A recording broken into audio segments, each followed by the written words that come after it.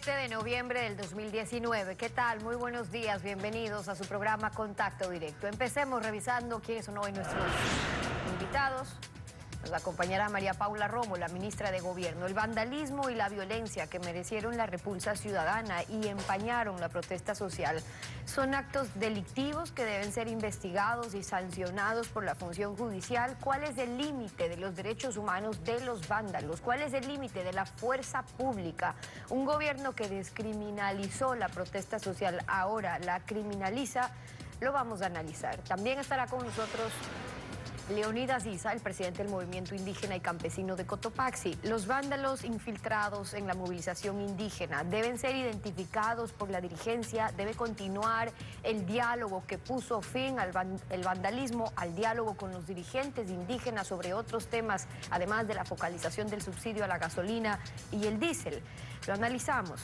Y estará hoy en contacto directo Patricio Alarcón, el presidente del Comité Empresarial y de la Cámara de Comercio de Quito. Consideran recaudatorio el proyecto de urgencia económica. Elimina impuestos del sector empresarial, le mete la mano al bolsillo a los consumidores para resarcir al fisco de la pérdida de ingresos por derogar la eliminación de subsidios a los combustibles. ¿Quién debe pagar la factura de la crisis? El asalto y el incendio del edificio de la Contraloría General del Estado habría sido concertado con el fin de desaparecer informes de actos de corrupción. El contralor Pablo Celi y la fiscal general Diana Salazar recorrieron las instalaciones incendiadas durante las movilizaciones de octubre. Para organizar el ataque e incendio a la Contraloría habría actuado un grupo llamado Libertador que se comunicaba por WhatsApp. La fiscal señaló tener evidencias del delito. Recorrer las instalaciones de la Contraloría, o dicho con precisión, lo que quedó de esta devastada institución, impresiona. El 12 de octubre, un grupo de vándalos que participó en las manifestaciones en contra del gobierno se tomó e incendió el edificio. A poco de un mes de estos hechos, ingresamos nuevamente a las instalaciones afectadas. Aquí, por donde se camina, se observa destrucción y las evidencias del desastre. Cenizas en el piso de documentos totalmente calcinados. Lo que no consumió el fuego en su totalidad, también en el piso, como resoluciones, anexos. Al menos así se lee en esta página. Los vidrios de las ventanas que explotaron por el incendio están dispersos y se muestran peligrosos. De las oficinas y su mobiliario, como las sillas de los funcionarios, casilleros, se distingue su estructura metálica. Los techos se desprendieron. Entre los teléfonos incautados a las personas implicadas, la policía y la fiscalía descubrieron un chat de WhatsApp denominado Grupo Libertador. En el chat existen menciones como Casa Blanca, que sería el edificio de la Contraloría. Mensajes como hay que irnos a ese lugar. Diríjanse al 5º piso. No se descubran los rostros. Si les cogen, destruyan todos los teléfonos. A la fiscal general del Estado, Diana Salazar, le consultamos sobre la existencia de estos chats. Una investigación formal que cuando se haya terminado vamos a presentar el resultado ante los jueces y la ciudadanía va a poder conocer la verdad de cómo se planificó, se concertó y se llevó a cabo este tema, no solamente en la Contraloría, sino en cada uno de los lugares en el país. Existen varias personas detenidas e investigadas por el delito de rebelión, entre ellas la prefecta de Pichincha, Paola Pavón, el ex asambleísta Virgilio Hernández. La consulta necesaria a la fiscal fue si el correísmo es el mentalizador de los ataques y el vandalismo. Son investigaciones que está llevando a cabo también la Fiscalía con abundante y contundente evidencia que han permitido sostener, en primer lugar, una formulación de cargos, también solicitar una prisión preventiva por los elementos, no por tweets. Al acto simbólico de fortalecimiento de la institución asistieron excontralores y cientos de funcionarios. La actualidad, los protagonistas, el análisis y la información en Contacto Directo.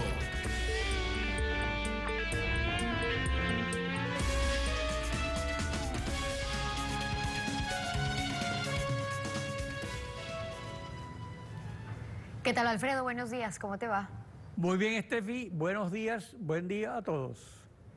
La protesta social que causó la eliminación del subsidio a los combustibles degeneró en actos vandálicos dirigidos a irrogar daños a propiedades públicas y privadas, a ciudadanos y agentes del orden. Es deber del gobierno mantener el orden público. Así lo reconocen los tratados internacionales de derechos humanos. Pero el hilo invisible de los derechos humanos también protege a vándalos y delincuentes. Lenín Moreno descriminalizó la protesta social, pero ahora su gobierno investiga la desestabilización del orden público con aires que a algunos recuerdan al 30S. María Paula Romo, ministra de Gobierno, buen día, bienvenida a Contacto Directo. Buenos días, Alfredo, muchas gracias. Pese a que en el gobierno de Correa se criminalizó la protesta social, simultáneamente se desarrolló una legislación penal que reivindica los derechos de delincuentes, en lo que usted también participó como legisladora. Y por otra parte, la Comisión de la Verdad sobre violaciones a derechos humanos en el gobierno de Febres Cordero también le recordó a la República que terroristas y alzados en armas tienen derechos humanos. El límite entre los abusos de los vándalos o del gobierno debe establecerlo la Fiscalía en base a estándares internacionales sobre el uso progresivo de la fuerza. Gracias, Alfredo, nuevamente, y permítame ir en orden con algunos comentarios que me gustaría precisar. Efectivamente, los derechos humanos los tienen todas las personas y ese es un deber del Estado y también es un límite para la actuación del Estado, pero esto no significa estados inmóviles o estados que no puedan controlar o sancionar cuando se comete un delito. Y creo que esa es la delgada línea a la que usted se refería en un primer momento. Y ahí también permítame retomar algo de lo que usted dijo. Usted decía una protesta social derivó en actos vandálicos.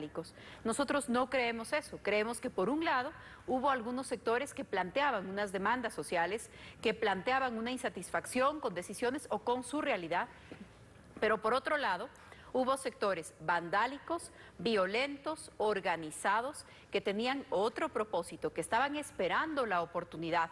En este caso, la oportunidad fue el descontento respecto de una decisión económica, pero estaban listos para en cualquier oportunidad generar un momento de desestabilización que pretendía no solamente cambiar el gobierno, sino afectar el Estado.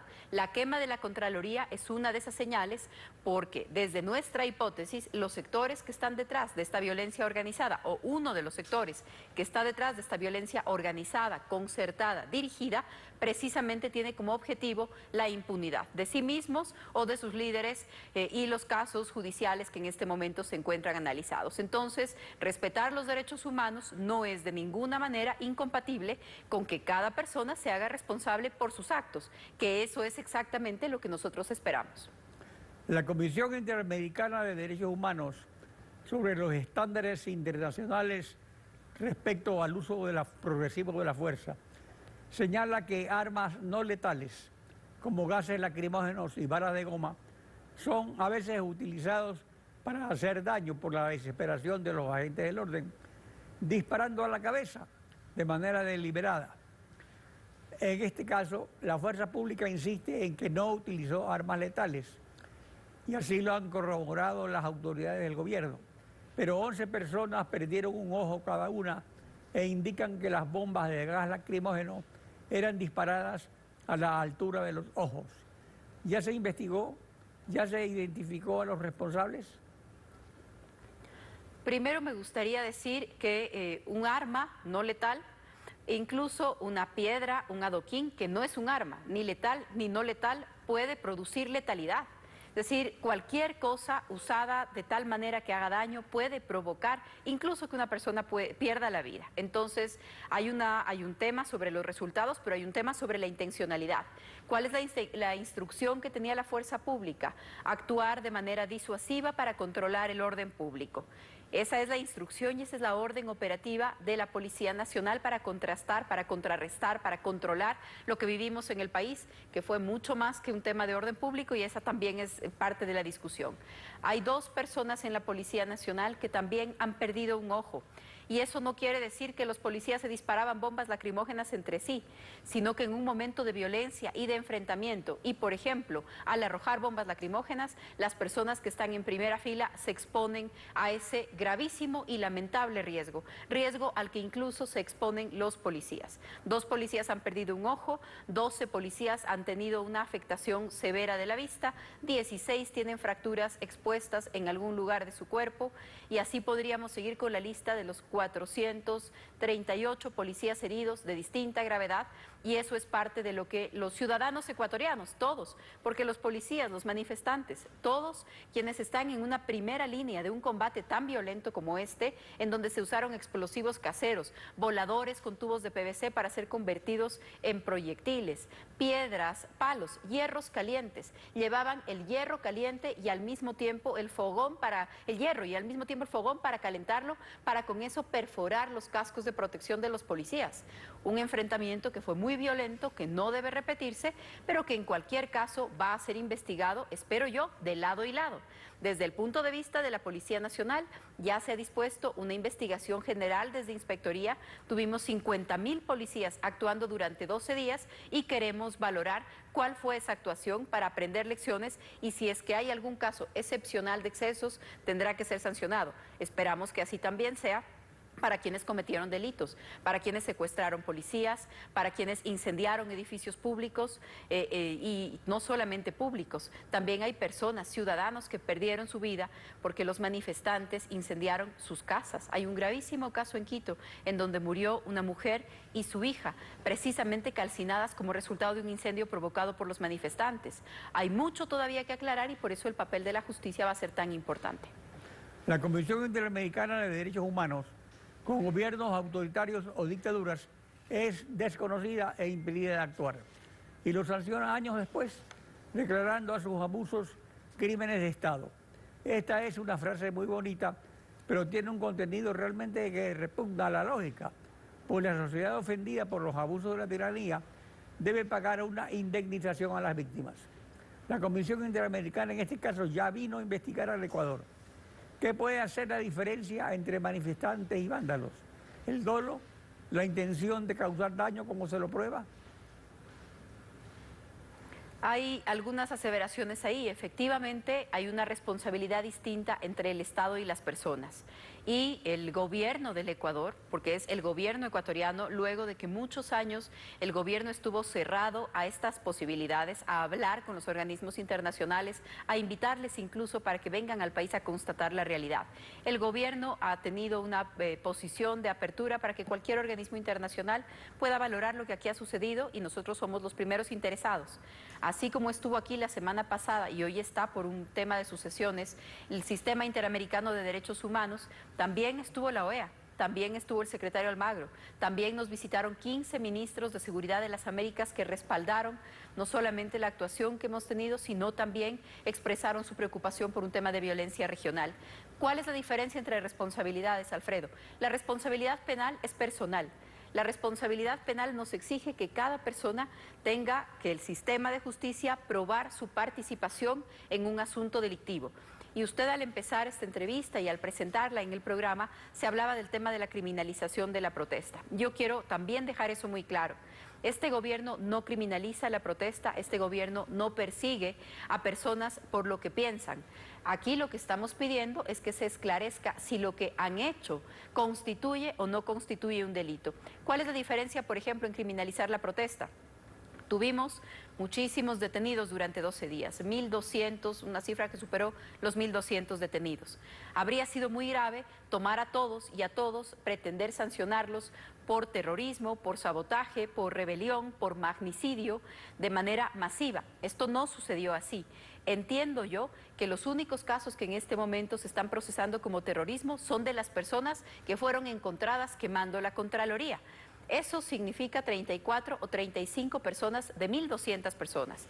La mayoría de las personas detenidas fueron detenidas, procesadas, algunas veces sancionadas, otras liberadas por contravenciones, por no someterse a una detención, por dañar los bienes públicos, por atentar contra bienes privados, por lesiones contra otras personas.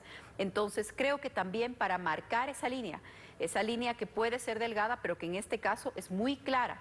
También hay que hacer diferencia de qué tipo de detenciones se hicieron, qué acusaciones, sobre qué delitos. Lo que nosotros estamos buscando es que no exista impunidad, no cometer excesos de ninguno de los lugares, y creo que algo muy importante es que no se repita, que hay cosas que no se pueden considerar protesta social, que tenemos que entrar a una profunda discusión sobre qué implica secuestrar policías y militares, porque una cosa es cuestionar al gobierno y otra cosa es cuestionar la autoridad del Estado. María Paula Romo, gracias por acompañarnos en Contacto Directo. Muchas gracias también. Nos vamos a una pausa y al regresar estará Leonidas Issa, el presidente del Movimiento Indígena y Campesino de Cotopaxi. La movilización indígena fue infiltrada por el correísmo, según lo reconocen ellos mismos. Debe continuar el diálogo mientras hay dirigentes enjuiciados por permitir esa infiltración vandálica. Lo analizamos al volver. Quédese en nuestra sintonía. Leonidas Issa, presidente del Movimiento Indígena y Campesino de Cotopaxi, bienvenido a Contacto Directo. Buenos días, un saludo cordial a nuestro querido país. Buenos días también. Con lo último que ha denunciado la Fiscalía y la fiscal, que había un plan deliberado para atacar la Contraloría y otros lugares donde se dieron estos actos vandálicos, ¿ustedes deslindan total responsabilidad? ¿Solo hubo quienes se aprovecharon de su movilización o fueron miembros del movimiento indígena que también apoyaban unirse a esos actos? Yo creo que en este momento el gobierno nacional y los 5 poderes del Estado están actuando juntos y no hay una independencia realmente como ha exigido el pueblo del Ecuador. Y en este momento andar buscando culpables, quienes hicieron el tema de la Contraloría u otros casos, están quitando su responsabilidad. Lo que está claro es que en este país estaba avisado una decisión del movimiento indígena a una acción nacional como fue para el 14 de octubre. Pero sin embargo, sin resolver los problemas que ya antecedieron, deciden tomar una medida económica drástica, unilateral, que generó, en este caso, una discordia al pueblo. En ese sentido, el primer responsable de este país son los que tomaron esta decisión económica para que haya enardecido el pueblo ecuatoriano. Claro, ahora ahí hay dos cosas por separar además. La una es la resistencia del pueblo, del movimiento indígena, que está además en su derecho y obligación de protestar porque no han sido escuchados. No solamente por este gobierno, y además porque el gobierno no supo medir el impacto que tendría una medida como la que se tomó y que afectaba mientras no recuperan lo robado de los corruptos. Pero lo otro es valerse de esa protesta para generar caos, destrucción, secuestros, incendios y hacerle el juego a los que quisieron generar ese caos. ¿Y a quiénes estamos entonces atribuyendo en este momento? Si dicen a los correístas, entonces ellos mismos son. En este caso, que se investiguen a sí mismos, porque el gobierno de Lenín Moreno representa Alianza País. Entonces, en ese sentido, yo no entiendo cómo quieren identificar a individuos en todas las voluntades de millones de ecuatorianos que se levantaron. En ese sentido, el primer acto que sigo diciendo y nos mantenemos es que tienen que responsabilizarse. Sí, efectivamente podemos reconocer que habían infiltraciones, pero dar crédito que realmente ha sido movido por una fuerza política en este país, realmente estamos menospreciando la voluntad del pueblo ecuatoriano.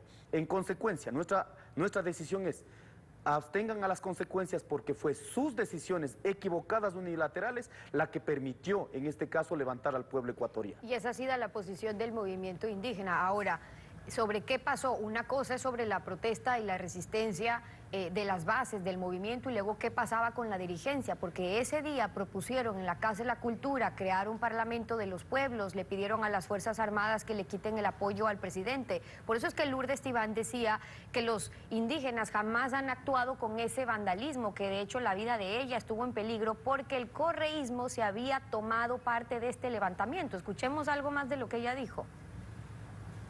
El movimiento indígena volverá a hacer muchas más movilizaciones y tenemos que estar claros. ¿Acaso que el movimiento indígena preparó los famosos comités de defensa revolucionaria?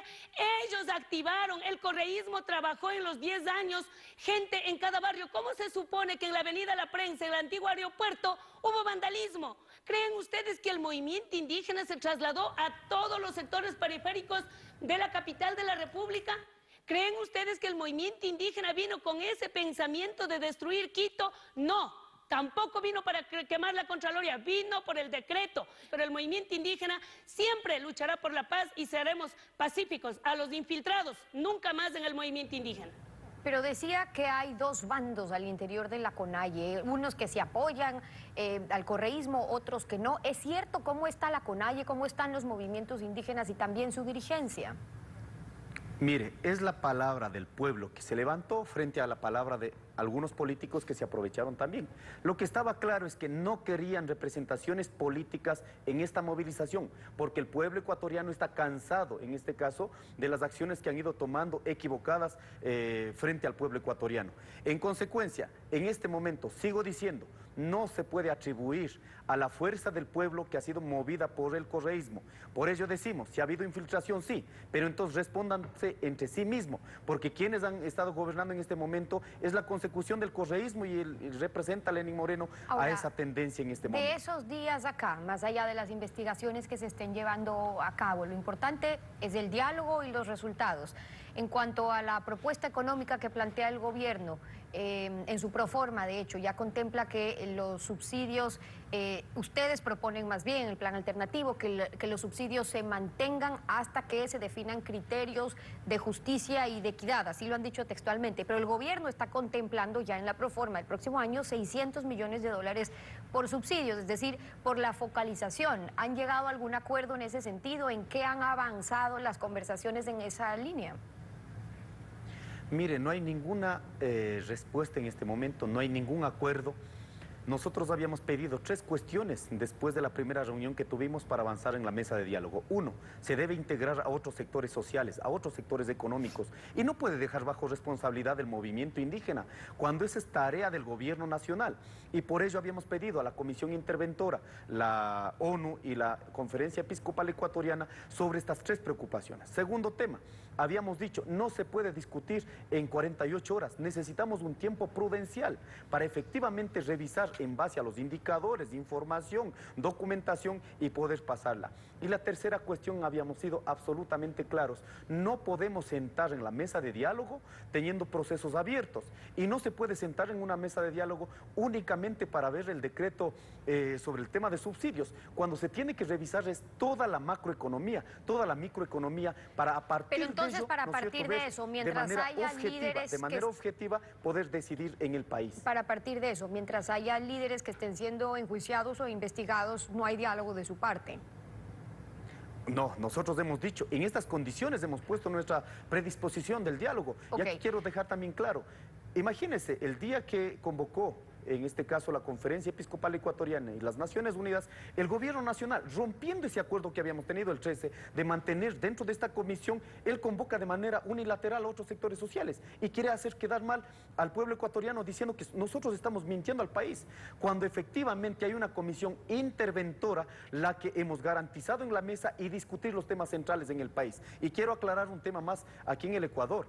Mire, no se está tomando en cuenta en este momento lo que está haciendo el aporte el pueblo ecuatoriano, los campesinos, los sectores indígenas. No se está tomando decisiones con ellos. Por ello decimos que el gobierno nacional en este momento se ha puesto de vocero principal de los grandes grupos económicos y bajo la imposición del Fondo Monetario Internacional. Por ello hemos dicho, nosotros necesitamos tomar decisiones en materia económica, porque nosotros somos el aporte del 70% en la producción interna para dar de comer al pueblo ecuatoriano. Eso es importante. Y sobre esas decisiones en cuanto a una propuesta alternativa al plan económico del gobierno, de hecho ya lo presentaron la CONAIE y también otras organizaciones. No está su firma, pero asumo yo que ustedes respaldan esa propuesta.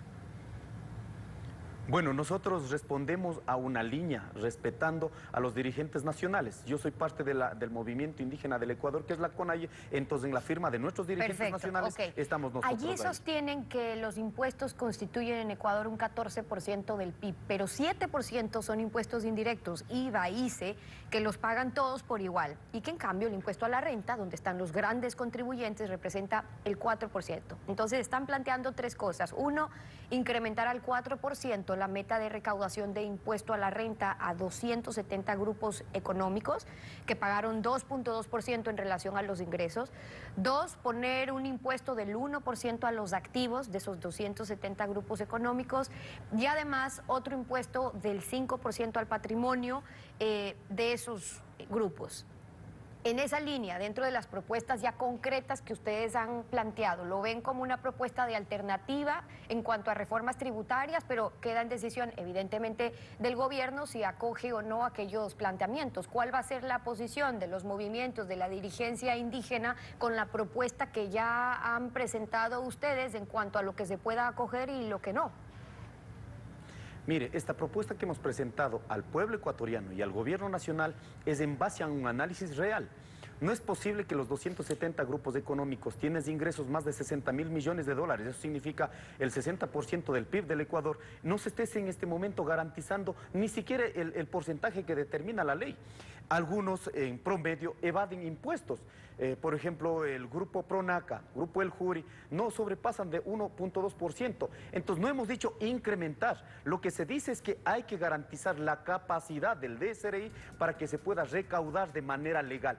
En ese sentido, creemos que en este momento, si el gobierno nacional no acoge las decisiones del pueblo ecuatoriano, efectivamente estará enfrentando un proceso de movilización hacia adelante. Y nosotros hemos dicho, no puede ser que en este momento ya se esté presupuestando el tema de la focalización de los subsidios. En ese sentido, a los grupos económicos ya se ha garantizado en el decreto 619 del año pasado, donde ya están dando garantías, en este caso para 70 centavos por galón para garantizar sus actividades económicas. Pero ¿por qué topamos al pueblo ecuatoriano? En ese sentido decimos que todos los mecanismos, toda la decisión económica tiene que ser tomada en decisión con todos los sectores económicos, con todos los sectores sociales. Que de hecho incluye en la propuesta que ya acaban de entregar al gobierno. Leonidas Guisa, el presidente del Movimiento Indígena y Campesino de Cotopaxi, acompañándonos hoy. Gracias por haber estado con nosotros. 7 de la mañana, igualmente, 7:32. Tenemos que ir a una pausa y al regresar está Patricio Alarcón, el presidente del Comité Empresarial Ecuatoriano y de la Cámara de Comercio de Quito. ¿Se reconsidera recaudatoria el proyecto de ley de urgencia económica? Regresamos con eso, no se vaya.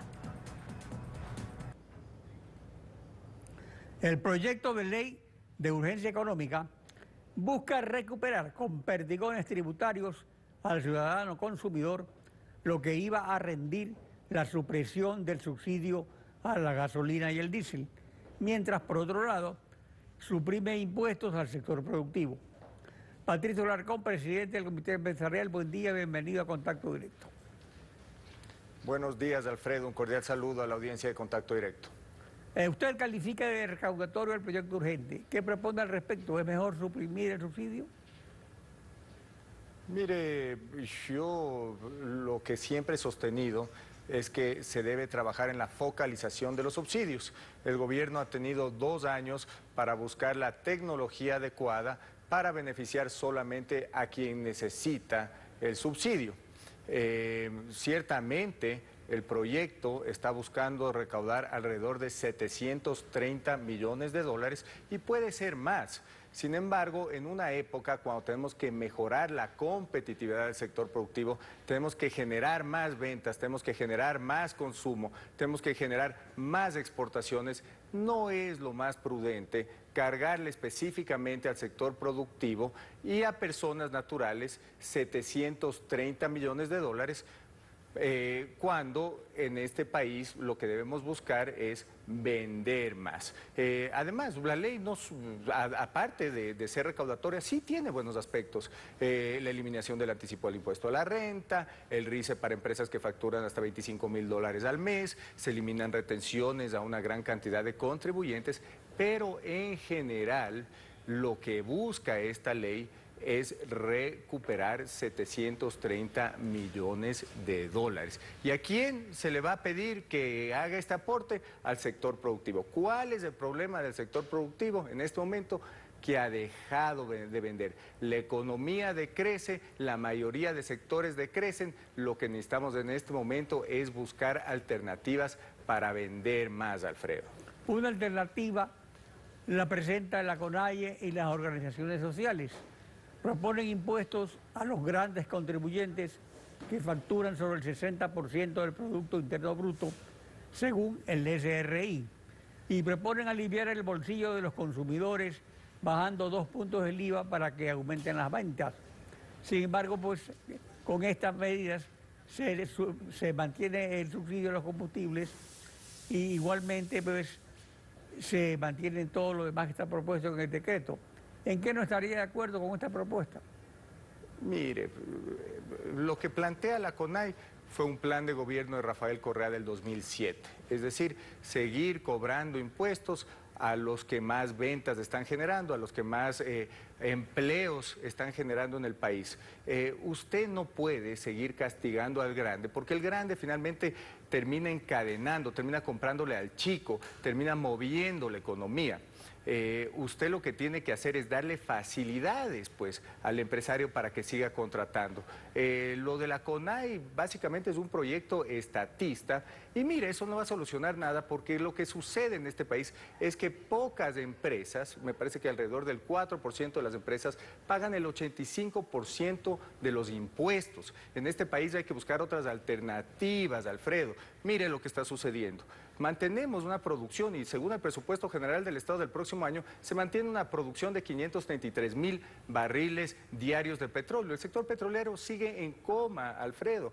No estamos delegando a la administración privada el manejo de los pozos petroleros, el manejo de la distribución del upstream, del downstream, por darle ciertas ideas. Esto puede incrementar la producción petrolera y si duplicamos la producción petrolera vamos a tener 4,000 millones de dólares más en ingresos. Si focalizamos los subsidios con la tecnología adecuada, pues el Estado fácilmente podría ahorrar 500 millones de dólares más. Si el Estado toma la decisión de cerrar las empresas públicas que pierden dinero o entregarlas a un administrador, inclusive por el valor de sus pasivos, va a ahorrar un montón de plata. La propuesta de la CONAI, que recuerda en efecto una propuesta original de Correa, porque luego tampoco la aplicó, no afecta a los ingresos brutos de los grandes contribuyentes, sino a la renta que obtienen.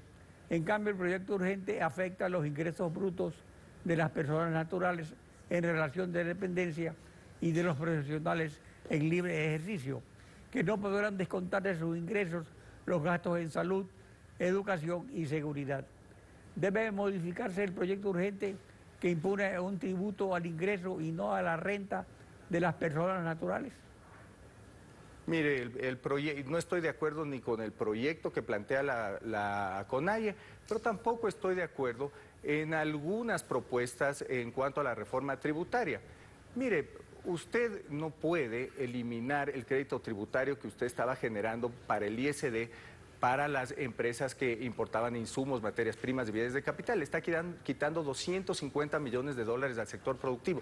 Un impuesto a la venta no es lo mejor que usted puede hacer, por más que el monto sea bajo, porque esas empresas también son parte de un encadenamiento. Y las empresas que pierden plata o las empresas que no tienen liquidez no pueden endeudarse para pagar una tasa, por más mínima que sea. De la CONAIE propone rebajar el IVA en 2 puntos.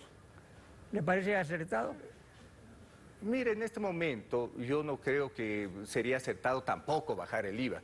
Yo creo que hay que buscar otras alternativas para recaudar más, pero alternativas disruptivas. Mire, lo que nosotros hemos propuesto es subir el techo de las deducciones. ¿Para qué? Para que la clase media pueda consumir más. ¿Para qué? Para que el gobierno pueda recaudar más en cuanto al IVA y otros impuestos. Y también hemos hecho otro tipo de propuestas para que el RICE se incremente empresas de una manera optativa para que facturen, a las que facturan alrededor de 5 millones de dólares. Pero en general, no podemos seguir con el mismo modelo, cobrando más impuestos y esperar resultados diferentes, Alfredo.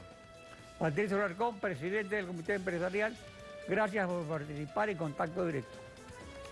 Gracias, Alfredo. Estefi. Así concluimos esta emisión. A ustedes también gracias a su confianza y sintonía. Nos volvemos a encontrar el lunes, Alfredo. Así es, mañana continúa Contacto Directo con Lenin García y Samantha Mora. Buenos días.